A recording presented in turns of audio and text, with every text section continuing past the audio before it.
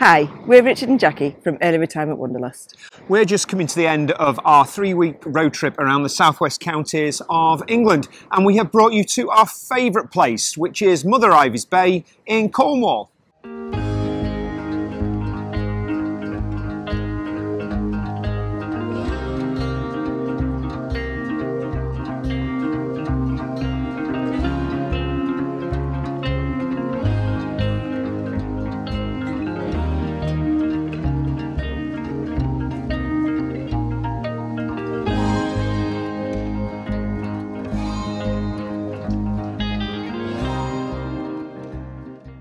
So in our last video, you saw us exploring St Ives, which we'd never been to, and the area around there for the first time, and we absolutely loved it. But now we've brought you to a place that we have absolutely loved for nearly 30 years. We came here with the kids when they were little, and we've kept coming back since, and we are at the beautiful Mother Ivey's Bay in Cornwall. But before we got here, we called off at Mount St Michael. It was beautiful. Have a look at what we did.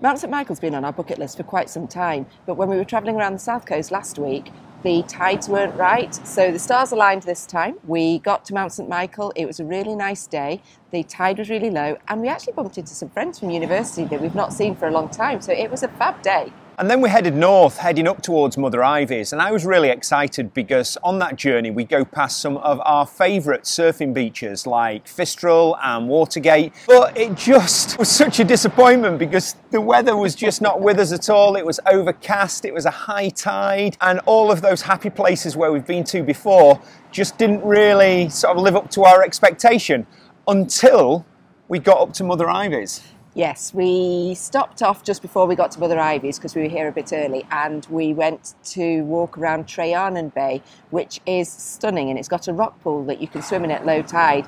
It was still high tide, but you never know, we might go back. And getting back to Constantine, if you've never been to Constantine Bay, it needs to go on your bucket list because it is just the most picturesque beach that we've probably ever come across. We need to be really honest. For the last couple of days, we haven't actually done any filming and talking to camera because we've just been so busy having fun. Mother Ivey's has just got so many memories for us, and we've been exploring and doing all the things we used to do when we used to come here. So the weather's been really kind, so as you would expect on day one, immediately we went to another one of our favourite little beaches, Booby's Bay, and we got the chance to get the boogie boards out and have fun. And in April we had a couple of hours sitting on the rocks, taking in the sun, and we had the beach to ourselves.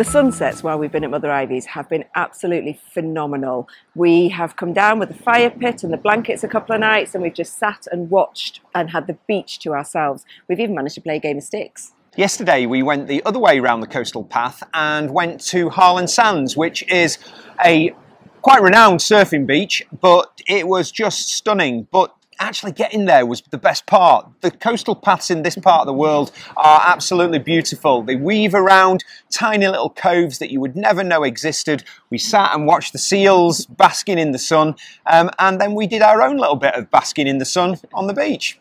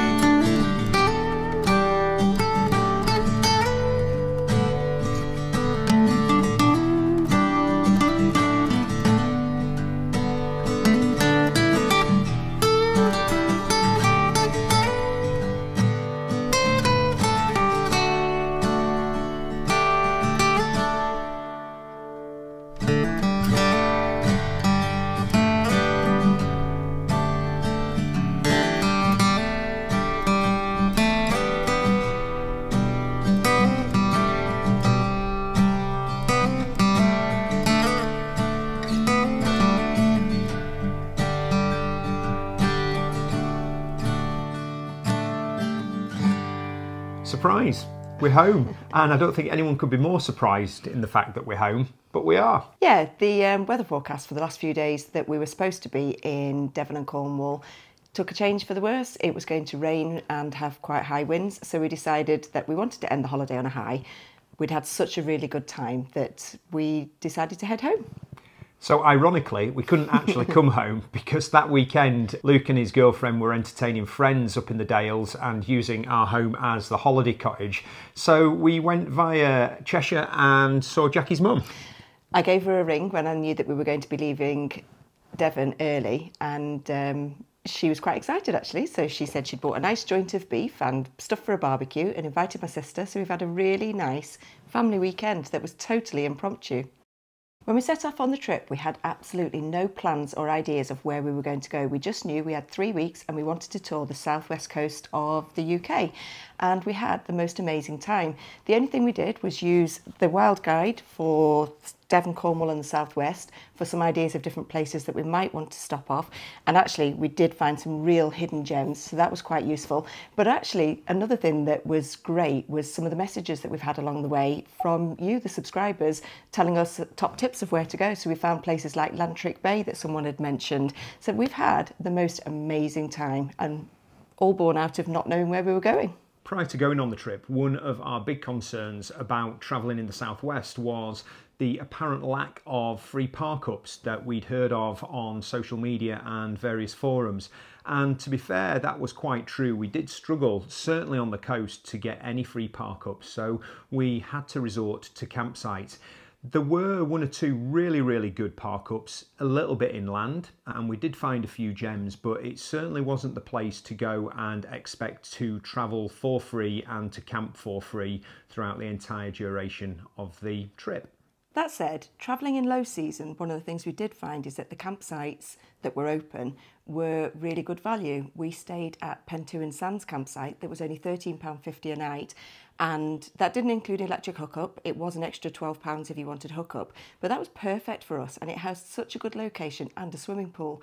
We also stayed at a couple of Honesty Box car parks, which were great, and we stayed at Mother Ivey's Bay, which is one of our favourite campsites, which at this time of year was great value. It was £33 a night. You don't need to move the van once you're there because it's got so many beaches and coves to explore. So we did make up for not finding park-ups by finding really good value campsites, we thought. But we were really shocked by how the price has changed in the high season, particularly at Mother Ivey's, because our son and his girlfriend are wanting to travel down there in the summer. So we were looking into the prices for them to go and camp there, because it's a place that Luke absolutely loves from his childhood and he wants to show it to his girlfriend. And it goes up to £62 a night, which for camping in a tent we felt was really, really expensive. And to be really honest, it's priced Luke and his girlfriend, who are both professional people, out of a holiday trip. So we were a bit disappointed about that. And certainly, you know, if we had to travel in high season, we just could not afford to go there. Yeah, we've definitely found travelling in April, May is probably a really good time to do that trip, because it's quieter, the campsites are cheaper, and you get the beaches to yourself. One of the benefits of using the campsites that were close to the coast was that we actually saved money on car parking costs.